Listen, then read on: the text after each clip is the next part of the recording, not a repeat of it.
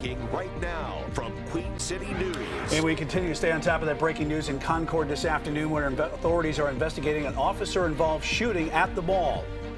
Well, it sparked chaos in the area just after 12:30 this afternoon, with shoppers and employees just forced to be able to leave the mall. Very emotional, too, at the time. Queen City News has a live crew at the scene right now covering every angle of this breaking situation. We begin with Taylor Young, who arrived at the scene shortly after that shooting happened. So, Taylor, how did police say this all started? Alicia O'Brien, police say that this all stemmed from a 911 call from inside the mall earlier this afternoon.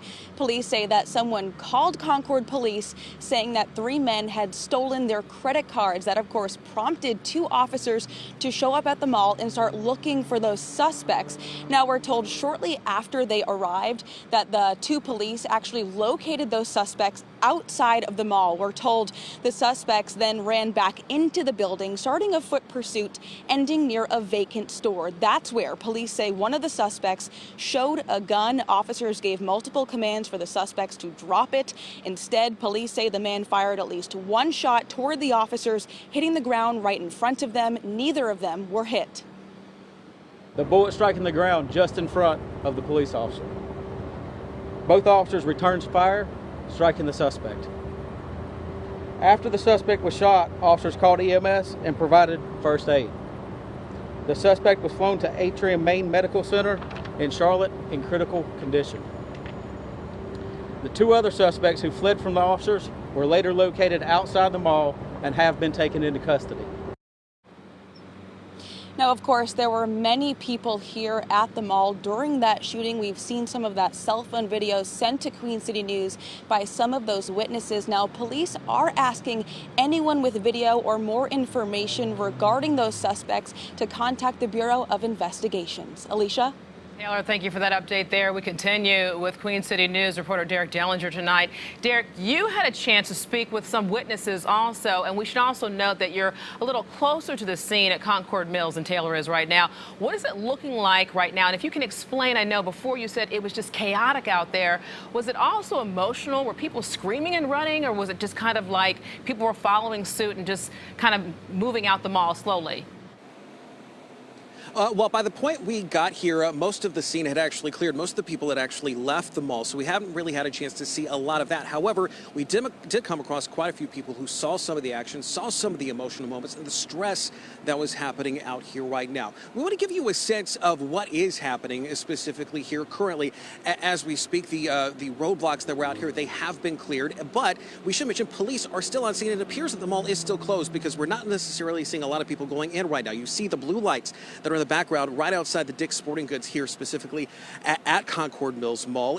And this goes to show about the big police presence that was out here. There were a lot of police cars around there a little bit earlier. In fact, we have some video to show you of kind of what it looked like. Highway Patrol had blocked off really any entrance into Concord Mills Mall just a little bit earlier as a result of this investigation, and still trying to piece everything together as far as what was happening. This lasted for at least a few hours. In fact, it was, I think, just before 5 o'clock before everything kind of cleared up.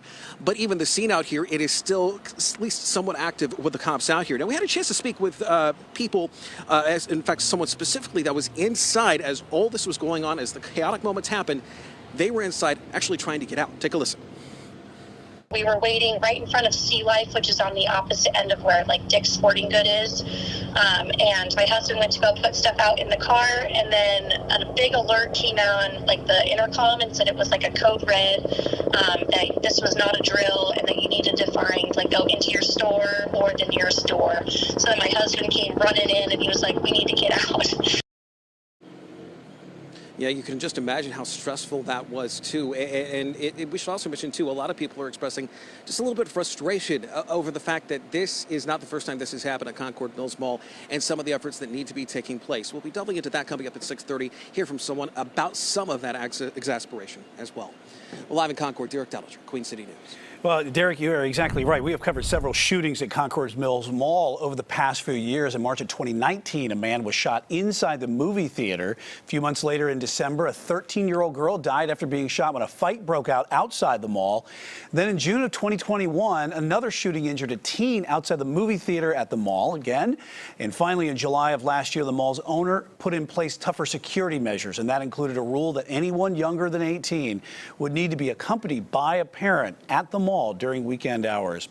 Queen City News crews will stay on top of the shooting investigation throughout the night, and we'll bring you the very latest information live on air and on our website at qcnews.com.